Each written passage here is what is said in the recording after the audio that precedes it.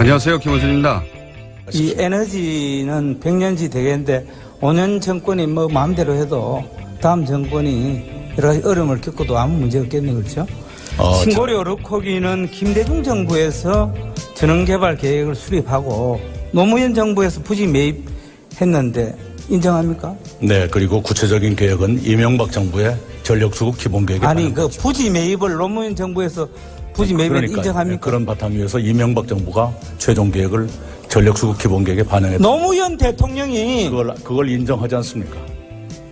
노무현 대통령께서 왜 저 부지 매입을 했는데 왜 자꾸 이명박 대통령 얘기해요? 아니, 전력수급 기본계획에 반영된 것은 2008년이었다고 말씀합니다. 김대중 노무현 정부에서도 원전을 계속 건설하려고 했던 거 맞죠? 근데 원전이 처음 우리 땅에 지어진 40년 전으로 되돌아가 보면 당시의 지식과 기준으로 원전은 상대적으로 진보적인 가치를 담고 있었습니다. 화석 연료를 태우는 방식에 비해 더 안전하고 수명 또한 더 길고 그래서 친환경적이고 경제적이라고 생각을 했었죠. 그래서 핵에 대해 공포를 가졌던 당시 시민들을 상대로 원전은 깨끗하고 안전하다는 캠페인을 국가적 차원에서 했었습니다. 저 역시 그런 캠페인 속에서 성장했고요. 그런데 최근 몇 년간 우리는 전 세계에서 가장 안전하다는 일본의 관리 시스템도 간단히 무력화시키는 자연재해의 힘, 후쿠시마를 겪고 그 피해는 상상을 초월한다는 걸 배웠고 지진으로부터 안전하다고 생각했던 우리 땅에서 연속으로 지진이 발생하는 것도 지켜봤으며 동시에 과거에는 실험 수준이라고 생각했던 대체에너지 발전 속도가 이미 실용 단계에 도달했다는 것도 알게 됐습니다. 그리고 원전 폐기물을 안전하게 처리하는 기술이 우리에게는 없다는 것과 그 비용이 어마어마하다는 것도 알게 됐죠. 그때는 알지 못했던 걸 이제는 알게 됐고 그때는 불가능했던 것들이 이제는 가능해졌습니다. 그렇게 세상은 변화하는데 인식은 과거에 머물며 과거의 성공 방식을 여전히 고집할 때 우리는 그런 생각을 늙었다고 합니다. 김어준 생각이었습니다.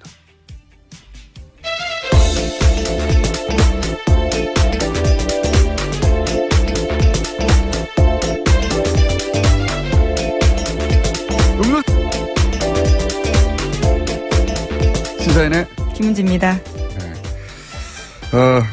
오늘 아침 오프닝 어땠습니까? 네, 자연스러웠습니다. 제가 이걸 김은지 기자에게 묻는 이유는 방송 시작 30초 전에 도착했기 때문에 오늘은 제가 제 시간에 못 오실 줄 알았는데요. 다행히 네. 네, 오셨네요. 제가 이제 주차를 했더니 차에서 타는 냄새가 나더라고요. 자, 오늘도 제가 하지 않았습니다, 저는. 네. 자, 지금 처음 보는 뉴스를 한번 읽어볼까요? 어떤 뉴스가 있습니까? 오늘 첫 뉴스는. 네, 국회가 박성진 중소벤처기업부 장관 후보자의 인사청문 경과보고서를 부적격 의견으로 채택했습니다. 여당인 더불어민주당 의원들이 퇴장한 상태에서 처리가 된 건데요. 박 후보자가 자진 사퇴를 거부하자 퇴장을 통해서 사실상 부적격 보고서 채택을 암묵적으로 동의했다라고 볼 수 있습니다. 그러니까요. 이제 청와대 코트로 공이 떨어졌어요?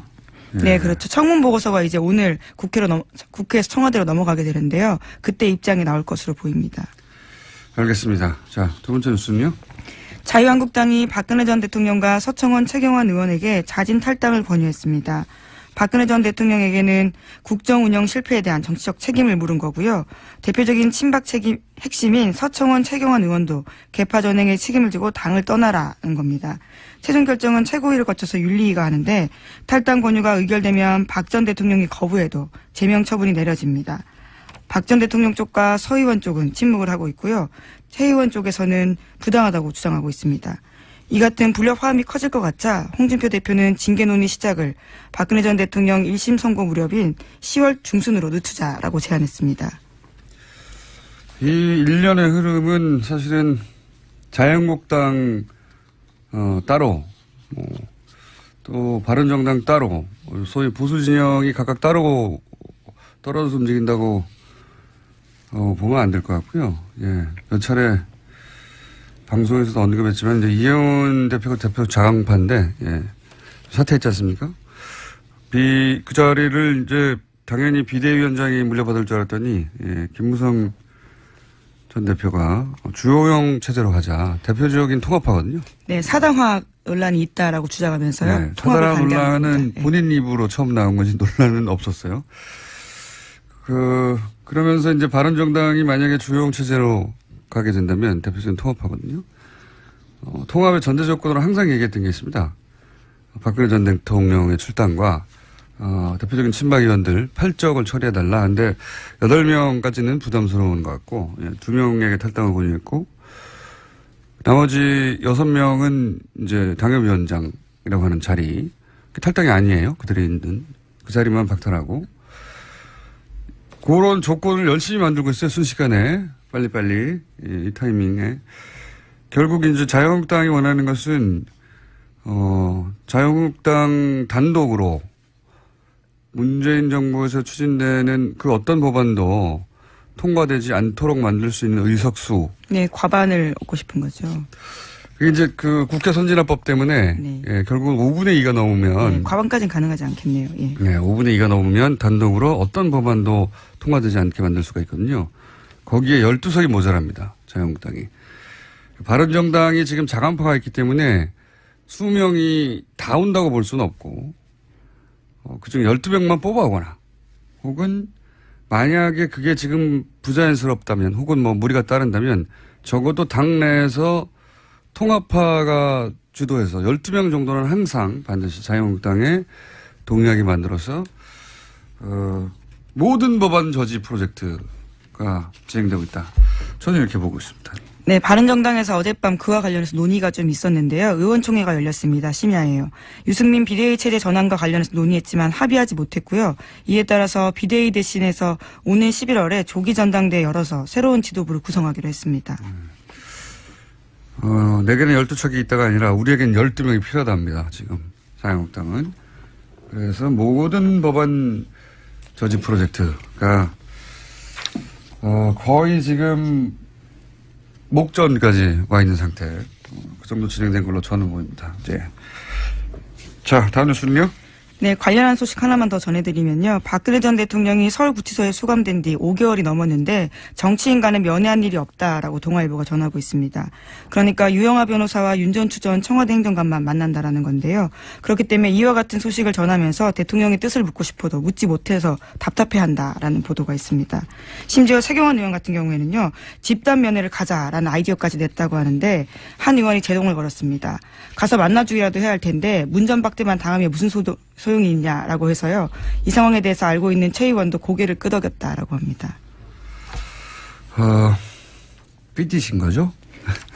자, 다음 뉴스 하겠습니다. 네, 검찰은 현재 청와대에서 새로 발견된 박근혜 정부의 블랙리스트가 워낙 많아서요. 이제는 박근혜 정부의 블랙리스트, 이명박 정부의 블랙리스트로 나눠서 불러야 될 건데 박근혜 정부의 블랙리스트와 관련해서 수사 중입니다. 지난 1일에 청와대에서 넘겨받은 전 정권 문건 9천여 건이 있기 때문인데요.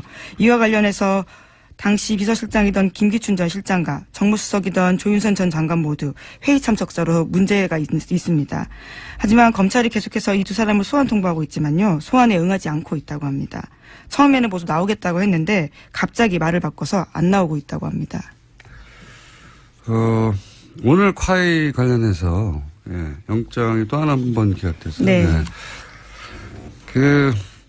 지난주부터 누적되어 왔던 영장 기각에 대한 불만으로 이제 검찰이 공개적으로 문제 제기를 했었는데 거기 문제 제기했던 그 영장의 범위 속에 카이도 들어가 있었거든요. 강산비 관련해서도 소위 이제 윤석열 체제하에서 기적적으로 기각되어 왔다고. 오늘 또 한 번 기각됐습니다. 카이. 네. 서로 자존심 혹은 뭐 감정 싸움 양상으로 찾고 있는 게 아닌가. 그 혜택은 사실은 범죄 혐의가 있는 분들이 받고 있습니다. 예, 카이 관련해서는 세 번째 구속영장 기각인데요. 이와 관련해서 이번에는 증거인멸 관련된 혐의였는데 서울중앙지법 강부영 영장전담 판사는 이렇게 밝혔습니다. 증거인멸죄가 성립하려면 타인의 형사사건에 관한 증거를 인멸해야 하는데 이번 사건 경우에는 자신의 사건과 관련된 증거인멸을 했기 때문에 충분히 소명됐다고 보기 어렵다는 겁니다. 혐의가요. 역시 저는 이게 제가 법에 대해서 잘 몰라서 그런지 모르겠지만 자기 직원을 인멸해도 되는 건가요? 제가 알고 있던 상식으로는 재판 전에 변호사들이 그런 조언을 하거든요. 이제 의심을 받을 행동을 절대 하지 마라. 한마디로 말해서 포괄적으로 뭔가 있던 걸 없앤다든가 또는 뭐 자기한테 불리한 증언을 할 수도 있을 사람에게 연락을 한다든가 막 하고 싶잖아요. 그렇죠. 막 해명해 주고 네. 싶잖아요. 그게 아니라고. 혹은 뭐 내가 이상하게 뭐 그때 심정은 무슨 기록을 남겼는데 불안해요. 그게 잘못 해석될까 막 없애고 싶잖아요. 아무것도 하지 말라고 그러거든요. 그게 바로 구속의 사유가 된다고. 혹은 뭐 불리한 증거가 된다고 정황이. 자기 걸 없앴다고 해서 자기 혐의와 관련된 것들이라고 하는데요. 네. 검찰에 따르면 자기 혐의와 관련된 거. 해당 임원 같은 경우에는 카이에서 회계 기준과 관련해 가지고는 여러 가지 매출과 이익을 부풀린 바가 있는데 이와 관련한 핵심 증거들을 없앴다라고 보고 있습니다. 이제 이 납득이 안 가네. 또 이정렬 판사님한테 또 소환 내셔야 되겠네요. 이 납득이 안 가네요. 예. 어쨌든 제가 잘 모르는 부분이 있을 수 있으니까 저는 납득이 안 갑니다만 영장 해설 전담 판사가 있기 때문에 저희가 이 사람 또 한번 짚어보겠습니다. 자, 이왕은 제가 이 말씀을 꺼낸 이유는 뭐냐면, 그렇게 해서 풀어줬더니, 조윤선 전 장관. 지금 나오지 않고 있다는 거죠. 예. 소환도 잘 받을 것 같고, 도저히 우려도 없고, 그런 것 같은데, 아니라는 겁니다. 네. 다음 뉴스는요? 네, 국가정보원 민간인 댓글 사건 관련돼서 계속 전해드리고 있습니다. 민간인이 동원한 온라인 여론조작 활동에 쓴 예산이 현재까지 파악된 액수만 해도 최소 60억 원이라고 한겨레 신문이 아침에 보도하고 있는데요.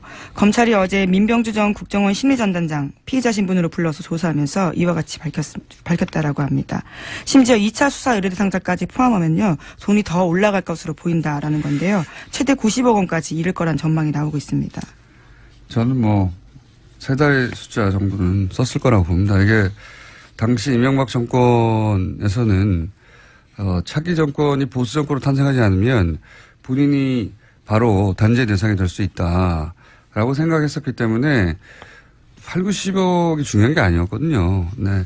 영수증이 존재하는 것으로만 그리고 또 그 명단이 파악된 것으로만 현재까지 그 정도 금액인 것이고, 저는 돈은 아낌없이 썼을 거라고 봅니다. 네, 당시에. 왜냐면 실제 이런 활동으로 국민들의 여론을 바꿀 수 있다고 생각했기 때문에, 그 국정원장뿐만이 아니라, 국정원 전직 직원들까지 포함해서 대단히 광범위하게 활동을 했었단 말이죠. 그런데 8, 90억은 사실 국정원이 하는 일 혹은 정부가 하는 차원의 일 중에는 굉장히 작은 수준이거든요. 아주 미니 프로젝트에 가까운 거거든요. 저는 훨씬 더 큰 금액이 들어갔을 거라고 봅니다만 다 밝혀내기는 어려울지라도 그 정도보다는 클 것 같습니다. 예. 관련 뉴스가 또 있나요? 예, 돈과 관련된 뉴스가 또 있는데요. 민병주 전 국정원 심리전단장 같은 경우에는 양지혜 회장 그리고 노모 기획회장을 2012년 5월 달에 만났다고 합니다. 시기가 묘한데요. 19대 총선 바로 다음 날입니다. 이때 민 전 단장이 이 자리에서 현금 500만 원의 돈 봉투를 줬다라고 하는데요. 적폐청산 TF 같은 경우에는 양지혜 내 댓글팀의 팀장이었던 노정은 실장 등이 총선 때 활동했던 감사 표시로 받은 걸로 보인다라는 겁니다. 뿐만 아니라 2012년 11월 달에는 자체적으로 공적조사를 보낸 사실도 있는데요. 총선 때 얼마나 열심히 활동했는지를 강조하고 있습니다. 스스로 밝힌 바에 따르면요. 인터넷 사이트에 10만여 건, 트위터에 12만여 건 글을 올렸다라고 합니다. 10만. 네, 양지혜만요. 네, 양지혜만. 예. 10만, 12만 건. 총선 다음 날. 네, 다음 달. 총선 다음 달에 노고를 취하했다는 것은. 바로 다음 날입니다. 다음 달, 예. 적극적으로 선거에 개입했다는 거죠. 네. 사실, 이 국정원의 활동은 자기들이 원하는 건 정권이 원하는 거죠. 정권이 원하는 사람을 당선시키는 데 집중됐던 거예요. 기본적으로. 총선이든 대선이든. 그리고 그때 되돌이켜보면 그 시절에 선관위 디도스라든가, 예. 선거 관련해서도 이상한 일들이 많았었죠. 예. 터널 디도스라고 하는 것도 있었고요. 터널 디도스는 제가 붙인 이름이고, 예. 선거 시간, 그러니까 투표 시간에 맞추지 못하게 터널에 교통사고를 일으켜서, 예. 네, 기내 지역이었던 걸로 아는데. 투표소에 도착하지 못하게 만드는 터널 디도스, 물리적인 거죠. 예. 인터넷에 하는 게 아니라. 그런 사건도 있었고, 굉장히 많은 사건들이 있었습니다. 그런 사건들의 국정원의 직접적인 연결을 의심해 볼 만한 거죠. 예. 그런 거는 우연이고 겨우 댓글만 조직적으로 했다. 그렇게 생각하기 힘듭니다. 네. 거기까지 진도 나가기는 아직 먼 길인 것 같긴 합니다만, 예. 여간 국정원은 적극적으로 선거에 개입했었다. 이렇게 볼 뉴스입니다. 자, 한두 개 정도 더 하고 끝낼 수 있을 것 같습니다. 네, 이명박 정부 당시 블랙리스트와 관련된 내용이 또 나왔는데요. 어제 MBC 노조 파업 현장에 김대동 씨가 참석했습니다. 여기서 자신이 겪었던 일에 대해서 이야기를 했는데 사실상 외압을 받은 정황에 대해서 공개했습니다. 노무현 전 대통령 서거 일주기 추모제 사회를 보지 말라라는 외압을 받았고요. 심지어 자신의 동향에 대해서 청와대에 보고한 정황도 있었다라는 겁니다. 한번 들어보겠습니다. 국정원 직원 별로 겁내지 마세요. 이거 진짜 좀 국정원 직원들이 세게 들어야 됩니다. 능력이 좀 있어야 돼요. 저 만나는 보고 문자를 국정원 담당자한테 보내야 되는데 국정원 직원이 저한테 보냈어요. 예를 들면 18시 30분 설해마을 김제도 만나 국정원한테 보냈어요. 제가 전화했어요. 문자 잘못 보내신 것 같습니다. 국정원에 협조한 사람이 깊은 자괴감을 느꼈어요. 이들에게 과연 국가 안보를 맡길 수 있는가? 예. 본인을 만난 국정원 직원이 만났다는 보고를 잠대서 본인한테 했다는. 예. 그 정도로 허술했다라는 거죠. 예. 정말 보고하고 싶었던 거 아닐까요? 김대동 씨한테요. 슬쩍 알려준 건가요? 이런 네. 식으로까지 진행된다라는 사실을. 이렇게 겁먹어라. 내가 이렇게 항상 보고한다, 너의 동향을. 혹은 이걸 폭로해다오. 양심적인, 간접적인 제보자였던 거죠. 자, 이 문자를 가지고 폭로해다오. 라고. 눈치를 못 챘어요, 김재동 씨가. 그래도 김재동 씨는 직접 만나서 이렇게 동향 파악을 했군요. 네. 왜냐하면 가지 말라는 이야기를 하기 위해서 직접 만났다라고 합니다. 그렇군요. 예. 그러니까 직접 만나지 않고도 많은 방법이 있거든요. 예, 아마 이거 외에도 여러 가지 방법으로 감시하지 않았을까 싶은 의심되는 정황들도 있습니다. 기본적으로는 항상 요주의 인물로 체크하고 있었겠죠. 예. 근데 그 행사는 특별히 가지 말라고 강력하게 전달하기 위해서 아마 그런 직원이 오지 않았을까 생각이 드네요. 제가 겪은 일을 얘기하면 저도 한 2시간 정도 오늘 시간을 그걸로 때울 수 있는데 이런 일을 김재동 씨가 겪었다. 블랙리스트였던 거죠. 예, 기본적으로. 네, 이거 실제로 블랙리스트에 이름이 올라간 명단 자체가 나왔습니다. 자, 블랙리스트 관련해서는 구체적인 명단이 나오다 보니까 그 명단의 대상이 되는 분들이 내가 왜 올라가 있지? 라는 분들부터 나는 왜 안 올라가 있지? 라는 분들까지 아주 다양합니다. 근데 어제, 문성근 씨한테 연락이 왔었어요. 저한테도. 예. 블랙리스트, 이거 가만히, 본인이야말로 정말 긴 시간 동안, 뭐랄까요. 먹고 살 수가 없었어요. 정말 배제된 예. 사람이었죠. 완전히 배제된 기간이 너무나 오래된 대표적인 배우인데 너무 화가 난다. 나는 가만히 있을 수가 없다. 나 그냥 막연했을 때하고 구체적인 이름이 등장했을 때하고는 완전히 다른 얘기잖아요. 예. 그런데 그렇게 생각하는 분이 한두 분이 아닌 것 같아요. 보니까. 네, 그래서 소송 계획을 밝혔는데요. 자신의 SNS에 정부 이명박 전 대통령 원세훈 전 원장을 대상으로 민형사 소송을 진행할까 한다라고 밝혔습니다. 저는 그래야 한다고 봅니다. 네. 이것은 전직 대통령의 지시로 추정이 되고 아직 물증이 안 나왔으니까 국정원장의 지시인 것은 확인되는 것과 마찬가지고 그리고 국정원 요원들이 움직였고 그리고 국가가 당시 이걸 방임했기 때문에 저는 이거는 민형사 소송이 가능할 뿐만 아니라 반드시 해야 된다고 봅니다. 네, 실제로 실행된 사실까지도 있는 건데요. MBC, KBS 같은 경우에는 퇴출된 의원, 실제로 이름을 올린 사람들이 퇴출되기도 했었습니다. 이건 그냥 검찰 수사로 형사적 책임 정도 묻고 끝날 일이 아니라고 생각이 들고요. 이분들이 고통받았던 기관과 그리고 그 기간 동안 입었던 정신적 또 경제적 피해라는 게 제가 예를 들어서 배우 문성훈 씨 같이 가까이 지켜본 바에 의하면 기본적인 경제적 삶이나 사회적 삶 자체 기반이 없어지는 거군요. 붕괴되는 거예요. 그냥. 그 출연 자체를 못하게 만드는 네. 거니까요.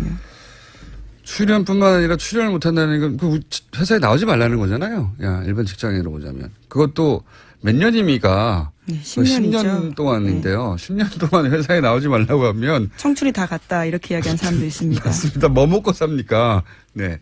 집 팔고 해야 돼요. 다.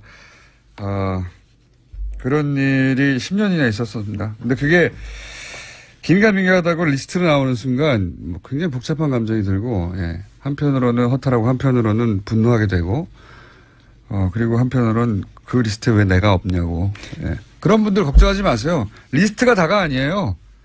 예. 저도 리스트에는 없어요. 주진우 기자도 없고. 국정원 다른 내부 문건에 이름이 올라가 있던 걸 본 적이 있는데요. 예. 예, 그때 세계일보가 보도했던 바에 보면 있지 않습니까? 다른 문건에 있을 겁니다. 예. 걱정하지 마시고요. 문건이 많이 나오면 본인 이름도 등장할 수 있어요. 자, 시간이 다 됐네요. 예. 오늘 여기까지 해야 될 것 같습니다. 시사인의 김은지였습니다. 감사합니다. 뜨거운 코너입니다. 더불어민주당 안민석 의원 나오셨습니다. 네, 안민석 의원입니다. 오늘 이 자리가 아주 불편합니다. 아시죠, 김성태 의원님? 자유한국당 김성태 의원님 나오셨습니다. 안녕하십니까? 예, 김성태입니다. 예. 네. 내부자 둘. 저희가 자유한국당의 김성태 의원님이 바른정당의 김성태 의원님이었다가 갑자기 신분이 변했을 때 한번 저희 문자창이 폭발한 적이 있습니다. 네. 이 문자들이 모니터를 뚫고 나오지 않을까 싶을 정도의 폭발적인 문제가 있었는데, 예. 최근에 거의 그에 맞먹는 수준으로, 네. 문자가 터지고 있습니다. 심지어는 출연하지 않는 날 문자가 몇백 통씩 오고 있다. 어떻게 생각하십니까? 안민석 의원님? 저도 곤혹스러워요. 우리 김성태 의원님이 지난번 최순실 국정농단 게이트 청문회 위원장 때 보여주셨던 그런 모습으로 국민들에게 초질간 평가됐다고 그러면은 저도 이 자리가 더 신나고 또 함께 선의의 경쟁도 하고 또 국민들에게 또 재미있는 프로그램을 만들어냈을 텐데 지난번 그 박쥐파동에 이어서 이번에는 또 장애인 부모들 또 일반 국민들의 아주 그 마음을 아프게 하는 일이 생겨서요. 정치라는 게요. 별거 아니라고 봅니다. 이 가난하고 힘없고 이 사회적 약자들의 눈물을 닦아주는 행위가 정치라고 보거든요. 그들의 눈물을 닦아주지는 못할 망정 눈물을 나게 하는 정치를 하는 분이 김성태 의원님이 아니었으면 바라겠습니다. 저는 지금이라도 여러 가지 다 차치하고 이 장애 아이들을 가진 그 부모님의 심정을 김성태 의원님이 아주 따뜻하게 보듬어 주시기를 바라고요. 그리고 그들의 눈물을 닦아주는 그런 정치를 하시길 바라겠습니다. 의원님 잠깐만요. 이 사건이 도대체 어떻게 되는지 모르는 분도 사실은 적지 않아요. 예. 그래서 그래요? 예. 자, 그래서 저희가 아주 짧은 버전으로 왜 지금 안민석 의원님이 이런 얘기를 하시는지 들려드리겠습니다. 저는 초등등 교육을 책임지고 있는 교육감으로서 장애인의 교육권, 장애인 학생들의 교육권, 학습권을 보장해야 된다는 그런 법적 책무가 있습니다. 그래서 특수학교 설립을 지금 추진하고 있습니다마는 왜 이렇게 갈등이 큰데도 왜 밀어붙이려고 하는 건지 해서 이 상황까지 오게 되었는지 솔직히 이해하는데 많은 어려움과 시간이 걸리고 있습니다. 김성태 의원님 가시지 마시고 제발 저희 도와주세요. 외면하지 마시고 저희 도와주십시오. 간단 요약하면 한 부지가 있는데 거기에 한반병원을 짓자라고 하는 주장도 있고 애초에 학교 부지이기 때문에 거기에 자기는 특수학교를 지어야 한다. 맨 앞에는 조혁교육감이었고요. 그리고 김성태 의원님 잠깐 나오셨고 왜 이런 논란이 있느냐. 학부모가 얘기 다 듣고 하시라고 여기에 꼭 특수학교를 지어야 한다고 뭐 이런 그날 나왔던 이야기 요약본입니다. 예. 이 요약본인데 이제 김성태 의원님이 말하자면 특수학교 부지에 왜 한방병원을 지으려고 하느냐라는 지탄의 후코스가 되신 거예요. 그죠? 한마디로 요약하면? 예. 네. 뭐 말씀을 좀 드리겠습니다. 뭐 정치인의 한 사람으로서 어떤 연우든 뭐 이렇게 무리가 빚은 데 대해서는 제가 할 말이 없습니다. 그렇지만은 지금 이 방송에서도 제가 비판받고 또 정치인으로 책임을 제가 달게 받아야 될 일이 있으면 전 지겠습니다. 이 흔히 말하는 국립 한방 어려운 건립을 위해서 특수학교를 반대하는 그 부분은 결코 아니라는 사실. 발단은 이렇게 됐습니다. 저희 지역구에 영구 임대 아파트 가장 그러니까 어려운 사람들이 사는 주거 공간 그 한복판에 초등학교가 학생 수 감소로 폐교되었습니다. 그 폐교된 학교 부지에 서울시 교육청은 이제 특수학교를 짓겠다는 거였고 그에 따라서 주민들 반발이 엄청나게 나왔습니다. 그래서 그 주민들 반발을 무마하고 또 이 특수학교도 건립될 수 있는 저는 윈윈하는 그런 방안을 가지고 지난 약 3년 동안에 활동을 했죠. 그 방안이 이제 쉽게 말하면은 저희 지역구인 주민들과 갈등과 또 주민들과 대립을 통한 어떤 그런 특수학교가 건립되지 않는 부분이 아니라 이 대체 부지를 확보해서 그 대체 부지에 특수학교가 건립이 되고 또 그 애초 폐교된 자리에는 지역의 오랜 수건인 국립 한방어려운을 건립하면 서로 윈윈할 수 있다는 그런 관점으로 시작이 된 것인데 이게 뭐 이런 큰 오해가 불러일으키는 방향으로 가게 된 것은 대단히 아프게 심합니다. 자, 이렇게 해명이 나왔고 안민석 의원님 하실 말씀 있으십니까? 네. 문제의 본질은 네. 그 부지에 한방 부지가 설립될 수 없는 조건이라는 거예요. 네, 학교 부지에 한방병원이 학교 부지에 네. 제가 서울시 교육청하고 보건복지부의 이야기를 들어봤는데 보건복지부 입장도 분명합니다. 서울시 교육청이 그 학교 부지를 용도 변경을 해주지 않는 한은 네. 이건 진행될 수 없다. 또 반면에 서울시 교육청은 그것은 용도 변경해줄 수 없다고 조영 교육감의 입장이 단호하고 그래서 학교 부지는 안 바꿔주거든요. 어쨌거나 과거에 어떤 일들이 있었는지 모르겠지만은 지금 이거는 불가능한 일이 되어버렸고요. 따라서 저는 이제 이 기회에 과연 그 주민들께서 또 특수학교를 반대하는 이유에 대해서 우리가 좀 사회적 편견을 가지고 있는데요. 특수학교를 들어오면은 그 동네에 영향을 미치고 안 좋은 영향, 특히 집값이 떨어진다.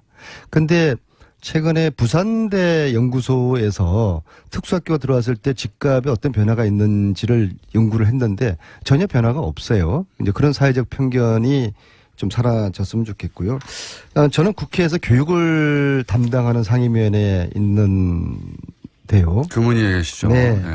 네. 하늘이 두 쪽 나도 참 어울리진 않습니다. 교육과 안민석 의원님. 제가 교육학 박사입니다. 알고 있습니다. 오늘은 농담할 기분이 전혀 아닙니다. 공장장. 하늘이 두 쪽 나도 강서의 특수학교는 설립될 것입니다. 그래서 이후에 수습이 장애인 부모들의 이 지금의 눈물이 잘 닦여지기를 그렇게 바라고 저도 도우고 김성태 의원님도 그런 입장이어야 되지 않겠습니까? 저는 처음부터 초지일간 저희 지역의 그 폐교 자리에 서울시 교육청에서 특수학교를 건립하겠다는 입장 나왔을 때 저는 반대하지 않았습니다. 근데 왜 이런 오해를 사고 계세요? 그 주민들이 상당한 큰 반발을 하게 되었죠. 그걸 나는 주민들 갈등을 봉합하고 또 서울시 교육청에 오직하면 15년 동안 서울시에 특수학교 하나 안 되었겠습니까? 저는 그래서 윈윈하는 길이 그 지역은 허준 동의보감을 집필한 구암 허준 선생의 탄생지고 동의보감 집필지입니다. 그래서 허준 기념관 박물관이 있고 대한한의사협회회관이 그 학교 앞에 있어요. 그래서 이제 지역 주민들은 이 학교가 폐교되면은 한방 의료시설이 들어오기를 강력하게 바랬던 것이고, 그런데 어느 날 이 특수학교 들어오니까 주민들 반발은 컸죠. 제가 정치를 10수년간 한 사람인데 서울교육청 학교시설인데 서울교육청 협조가 안 되고 무슨 지역 주민들 아무리 수군이라도 국립한방 어른이 될 리는 없죠. 그래서 그러면은 이 특수학교 문제부터 해결해주고 지역 주민들의 수건, 주민들의 반발도 무마하는 게 좋겠다. 그래서 이 특수학교 대체 부지를 추진하게 됩니다. 그게 바로 저희 지역구 또 마곡지구 여의도보다 더 큰 땅을 개발하는데 거기에 그거는 지금요. 저 해방 전 이야기고요. 아니요. 아무튼 제가 이렇게 한번 정리를 한번 해볼게요. 저희 이야기 잠깐만 들어보십시오. 그래서 지난 이야기들 그 하지 대체 마시고요. 부지를 조현 교육감도 서울시에 요 공장장 계십니다마는 5차례나 대체 부지 요청을 합니다. 심지어 2016년 11월은 강서지역 특수학교 신설 계획이라 그래가지고 마곡의 대체부지는 인근에 공동주택이 없어 민원의 소지가 적고 공원에 접하고 있어서 학생들의 정서 발달 및 체험 활동에 도움을 줄 수 있으므로 특수학교 입지의 최적 요건이라는 이 의견을 제시합니다. 이렇게 조현 교육감이 5차례나 서울시의 대체부지를 통해서 그 지역 주민들과 갈등을 무마하면서 특수학교를 건립하려고 요청했어요. 그걸 안 되는 걸 조영 교육감이 저한테 협조를 구해왔습니다. 저는 좋습니다. 그럼 조 교육감님, 제가 이 특수학교 대체부지 제가 앞장서서 해결하겠습니다. 근데 공약이 그렇게 해서 의원님 공약이 먼저 했지 않습니까? 아닙니다. 의원님 한방병원 설립을 거기 하겠다는 공약이 먼저 있고 나서 아닙니다. 그래서 이게 아닙니까? 제가 오늘 그 서울시 교육청 공문이 이게 2015년 5월 달입니다. 그러니까 총선 공약은 작년 4월 13일이에요. 그러니까 이미 1년 전부터 서울시 교육청 조현 교육감이 서울시 박원순 시장에게 5차례 SH공사에 대체부지 협조 요청 공문을 보냅니다. 알겠습니다. 그래서 알겠습니다. 작년 4월달 김성태 의원님 해명이 길면은 변명이 되니까는요. 제가 제안 겸 한번 질문을 드려보겠습니다. 그러면은 김성태 의원님이 공약으로 내세우신 한방병원 대신에 그 부지에 특수학교 설립하는 것을 적극적으로 도와주시겠습니까? 저는요. 지금 이제 이 대체부지를 통해서 주민들과 갈등을 피하고 특수학교도 설립되고 지역 주민들의 오랜 수군도 이루어지길 바라는 관점에서 중재 조정자로서 저는 역할을 다했을 뿐입니다. 이제는 저는 아무런 힘이 없습니다. 올 연초에 마곡의 그 공원, 중앙공원 부지에 정말 최적의 조건인 그 대체부지를 무슨 연유인지 조영 교육감이 입장을 바꿨습니다. 저는 그렇기 때문에 이 폐교된 공진초등학교 자리는 누가 뭐라 그래도 서울교육청 시설입니다. 서울교육청 판단이 우선입니다. 서울시 교육청에서 그 자리에 그렇게 주민들 반발이 있음에도 불구하고 특수학교 짓는다 그러면 어쩔 수가 없는 겁니다, 이거는. 저희 두 사람이 당은 틀리지만 사회적 약자들의 눈물을 닦아줘야 되지 않겠습니까? 동의하시죠? 전 동의합니다. 자, 그러면은 지금 이 논란은 사회적 약자, 특히 이 장애 아이들 또 그 부모들의 그 절절한 심정, 그 심정을 담아내는 그런 편에서 우리들이 바라보고 정치를 해야 되지 않겠습니까? 저는 안민석 의원님 말씀 100% 공감합니다. 안의원님도 정치 사선하시지만은 지역구에 목발 짚고 전동 휠체어 타지 않으면 일어서지도 못하는 장애인을 강력위원, 저 같은 경우는 서울시의원을 말하는 거고 아마 경기도는 경기도의원을 말할 겁니다. 그런 분 공천하신 적 있습니까? 저는 그런 분 공천했습니다. 지금도 저 지역에는 장애인 2분이 서울시를 합니다. 제가 왜 이런 말씀을 드리는가 하면 저는 특수학교 결코 반대하지 않습니다. 네, 그래서 그러면은 저도 특수학교, 교육위원회에서 도울 테니까 특수학교 그 학교 지어져야 설립 합니다. 적극적으로 우리가 도와주는데 팔을 걷어붙이고 좋습니다. 나서시죠. 그러니까 앞으로 네. 저의 역할이 있다 그러면 네. 저는 지역 주민들과 서울시 교육청과 또 장애인 학부모들이 충돌하고 갈등해서 지난 15년간처럼 특수학교가 서울시에 하나도 못 지어진 그 전례가 아니라 싸우지 않고 해결할 수 있는 방법이 있다 그러면은 손자병법에서도 가장 제1의 병법이 싸우지 않고 이기는 길입니다. 저는 장애인 특수학교 다른 지역도 아닌 저 지역에 건립하기 위해서 모든 노력을 기울인 사람입니다. 자, 의원님. 그럼 물어보세요. 저는. 한 가지는 제가 납득이 안 가네요. 뭐냐면, 예. 말씀하신 이 부지는, 예, 대체부지. 예, 서울특별시 교육감이 신설부지로 확보해달라고 되어 있지, 이걸 대체부지로 요구한 문서상으로는 적어도, 예. 예, 문서상으로는 거기가,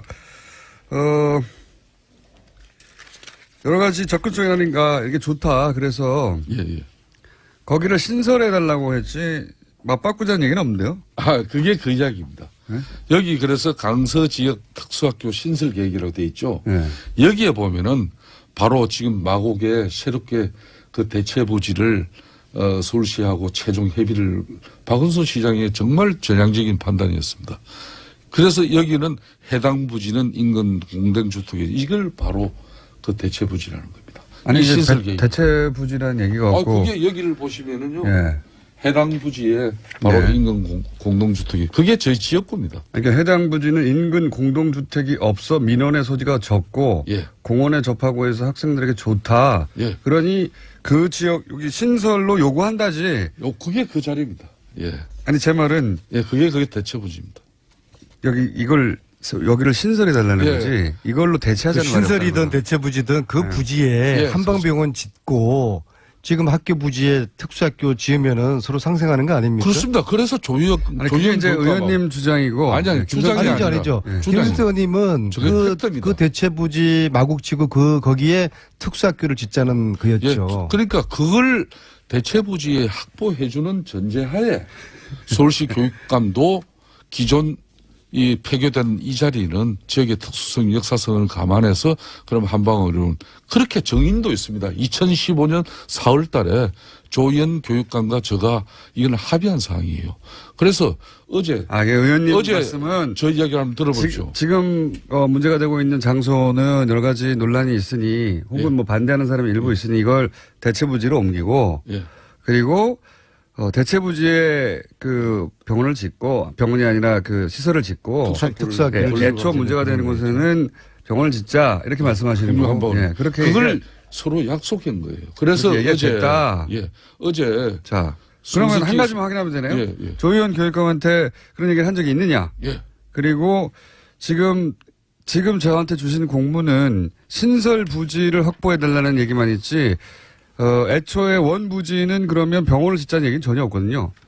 그러니까 이게 이제 신설 부지를 요청하는 것에 불과한 건지 아니면 그렇게 맞바꾸려고 한 건지 확인해 봐야 되겠네요. 그 내용은 신설 계획에 보시면은 마곡의 그 구체적인 5,000여 제곱미터의 신설 부지를 요구하는 거는 바로 대체부지로 나와 있고요. 어제 그래서 여기는 대체부지는 말이 어쨌든 없습니다. 공문에는. 새로 그럼 표현을 바꾸겠습니다. 신설 부지를 확보해 달라. 새로. 이게 추가인지 맞바꾸자는 건지 모르죠. 맞바꾸는 겁니다. 그러니까 아마도 이 과거에 대한 그 이야기는 아마 조희연 교육감 이야기 들어보면은 또 입장이나 과거 일에 대한 해석이 또 틀릴 겁니다. 그래서 이 이야기에 대한 논란보다도 지금 핵심은 학부모들이 원하는 또 아이들이 원하는 그 부지에 특수학교를 설립하느냐 마느냐 그것이고 그것은 하나의 특수학교를 설립하는 차원을 넘어서 대한민국 사회가 좀 더 사회적 약자들을 위해서 진일보한 그 상징적인 그런 징표가 될 거라고 봅니다. 예, 특히 문재인 정부에서 우리가 어떤 소수자에 대한 배려 또 사회적 약자에 대한 그런 배려를 추구하는 그런 철학을 가진 정부이기 때문에 이것은 저희들로서는 물러날 수 없는 것입니다. 하늘이 두 쪽 나도 그 학교 부지에 특수학교를 저희들은 세울 것입니다. 그래서 어제까지 JTBC를 비롯한 4개 방송에서 토론 자리를 마련해 주겠다는 그런 제안을 해왔어요. 예. 저는 조희연 교육감 지금까지 특수학교 건립에 협조해왔던 저를 희생양으로 만들면서 정작 토론을 피했습니다. 어제 JTBC 손석희 사장이 그러니까 언제든지 조희연 교육감이 지금 토론을 하면 불리할 것 같으니까 토론을 그러니까 안 한다는 얘기죠. 저는 좋습니다. 좋은 뉴스입니다. 김어준 공장장께서 예. 다음 주 내일이라도 오늘 오후라도 이 자리에 두 사람을 부르십시오. 제가 조희연 교육감의 반론을 또 한번 들어보겠습니다. 충분히 김성태 의원님은 오늘 답답하신 이야기를 한 것 같고. 저는 예. 답답하기보다 정치인으로서 정말 속이 답답하고 터집니다. 지난 수년 동안 지역 주민들과 대립이 충돌하지 않으면서 특수학교도 만들면서 지역 주민들이 또 바라는 그런 수건 사업도 해결하기 위해서 남의 지역도 아닌 저희 지역에 그 대체부지를 마련하는데 협조를 하고 그렇게 해서 서로 윈윈하는 길을 걷고 싶었지만 어그러졌습니다. 그래서 저는 이제는 아무런 힘이 없습니다. 정권 넘어가고 또 학교 시설의 주체인 조희연 교육감이 그 대체부지 수용하지 못하겠다 그러면은 이건 어쩔 수 없는 거예요. 자, 그리고 여기까지. 그날 예. 눈물 어린 그 호소를 하는 학부모님의 그 이야기를 하는 도중에 퇴장하신 거에 대해서는 좀 진정 어린 그런 사과가 필요하다고 봅니다. 저는 어떤 연유든 간에 제가 지난 7월 6일 1차 토론회에서는 제가 인사말만 하고 나왔고 지난 9월 5일 토론회에서는 근 1시간 가까이 그래도 그분들의 이야기를 최종 다 듣고 끝까지 마무리하지 못하고 중간에 다음 일정 때문에 일어난 그거는 제가 무조건 제가 자, 불찰. 이 이야기는 충분히 한 것 같아요. 이제 조희연 교육감님하고 벌써 시간이 다 갔습니다. 네. 왜냐하면 김성태 님이 그 안타를 혹은 홈런을 그만 친 게 아니고 연속으로 홈런을 치셨기 때문에 저희가 준비한 또 음성 파일이 있습니다. 네, 토막 한번 들어보시죠. 대정부 질문에서도 또 불과 얼마 전까지만 해도 전략적 모성을 유지해야 한다던 대통령 아닙니까? 그 전략적 모성을 얻은 게 뭡니까? 후보 시절에도 TV 토론에서 이런 말씀을 했습니다. 북한이 6차 핵실험을 하고 중국이 그걸 제어하지 못한다면 사드 배치를 하겠다. 이렇게 말한 바가 있고 그 상황이 그대로 이행되고 있다고 생각합니다. 이미 한미 동맹 관계는 신뢰 관계는 금이 갈 대로 간 이후에 울매 겨자 먹기 식으로 그것도 임시 배치하는 거 가지고 더 이상 국가는 안보 운운하지 마세요. 그건 양심이 있다면 그런 이야기 하면 안 되는 거예요. 오죽하면 트럼프 대통령이 아베 총리와 통화하면서 한국이 대북대화 하는 거지 같다는 그런 기사가 나왔겠습니까? 김성태 의원님이 한국 대통령보다 일본 총리를 더 신뢰하고 있다고 생각하지는 않습니다. 요 다음에 왜 말씀이 없으십니까? 저희가 궁금한 이걸 틀어드린 이유는 요 다음에 뭐라고 반론을 하실 줄 알았는데 반론을 안 하셔가지고. 그 다음에 바로 질의가 계속 이어졌죠. 그러니까 나는 그러면 미국 대통령을 더 신뢰한다. 아니면 나는 한국 대통령을 더 신뢰한다. 뭐가 이렇게 반론이 있어야 되는 거 아닙니까? 김부중 공장이 초등학생 때도 지금. 워낙 이낙연 총리님이 네. 걸출한 그 총리로서 그 야당 의원들의 윽박 지르고 고함 지르는 그런 질의에 촌천살인의 답변, 품이 있고 아주 여유 있는 그런 자유한국당에 답변에 이 웅변토는 의원님밖에 없어요, 사실은. 네. 아니 다른 투쟁적인- 의원님들도 마찬가지예요. 아니, 거기는 고함만 지르고 그래서 의원님 약간 투쟁적인 웅변투. 예. 걸출한 총리께서 야당 의원들의 질의에 잘 대응을 해 주셔서 국민들이 아주 지금 속이 후련하다고 하시지 않습니까? 앞으로도 걸출한 총리께서 걸출한 그런 답변 또 총리 역할을 잘 해 주시길 바라겠습니다.